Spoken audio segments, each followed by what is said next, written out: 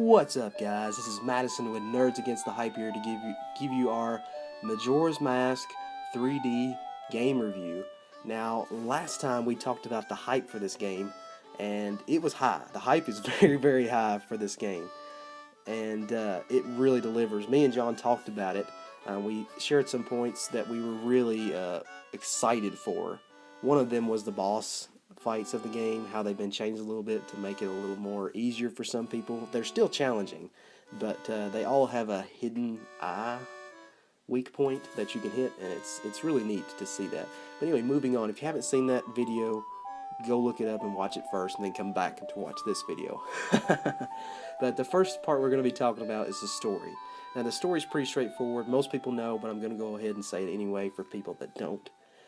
The main story of the game is Link finds himself in this parallel world of Hyrule known as Termina, and he finds it that a moon's going to destroy it in 3 days. And if he doesn't stop it it's going to destroy it in 3 days. So time has a big influence into the game. You get the Song of Time, which was a song that was in Ocarina of Time, but it has more of a magical quality in this game. You go back to the start of the 3 days when you run out of time. That way you can pretty much infinitely, play the game. It's pretty open world. You have to kind of schedule things because of the time, but it's really not that hard, and it's really fun. It really adds some flavor to the game.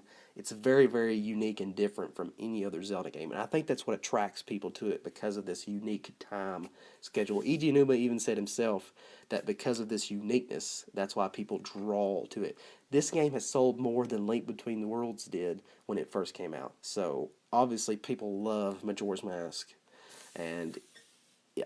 So moving on, that's pretty much the gist of the story. The main antagonist of the game is Skull Kid. He uses a mask called Majora's Mask to give him dark powers to see his goals out. But that's the story. Now the gameplay is pretty unique, but it's typically pretty much traditional Zelda. You have a sword and shield, use it to kill enemies with. Pretty cool. But you use masks in this game, several masks.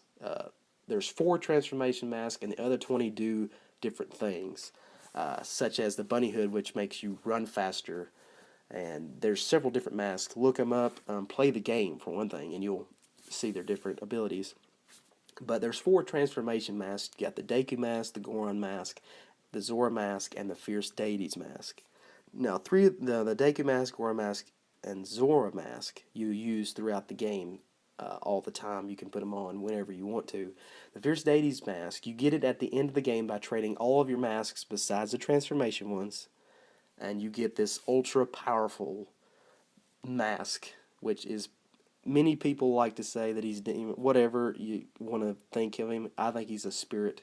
But anyway, moving on, he's very powerful, and you're very overpowered, and it makes you it's really easy to beat bosses with. And I think that's why they made it boss battle only, because he's so overpowered.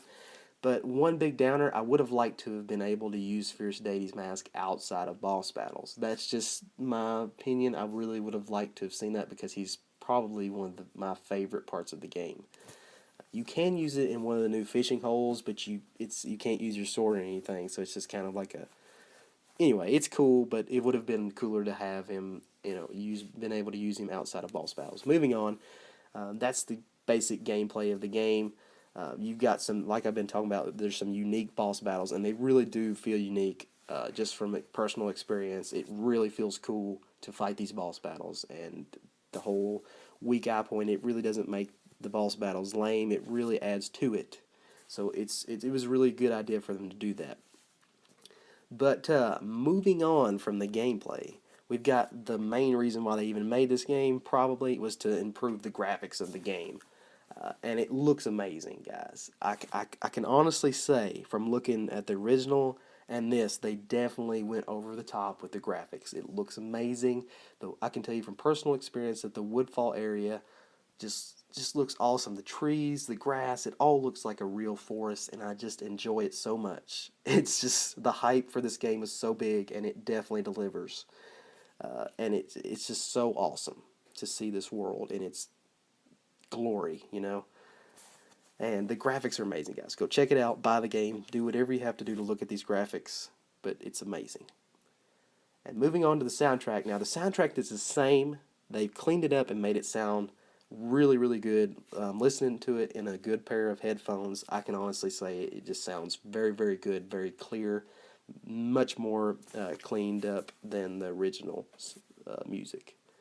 And that's about it as far as the main gist of the game. You got the new save system, and it really makes Majora's Mask a lot easier to play, because that's one of the main reasons why people didn't play the original Majora's Mask, was because of the save system. I mean, I can agree. I've had some times where it would glitch on me and I would lose all my save data because I forgot to autosave or permanently save my game.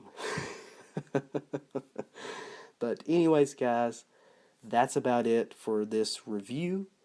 I'm going to give this game a 9 out of 10. I mean, it's just absolutely amazing. I would give it a 10 out of 10, but my other guys would probably say, well, you're just giving it because it's a Zelda game and you love Zelda games. That's true. So I'll give it a fair review, 9 out of 10. It definitely deserves all that it can get. It's an amazing game. So just go play it, guys.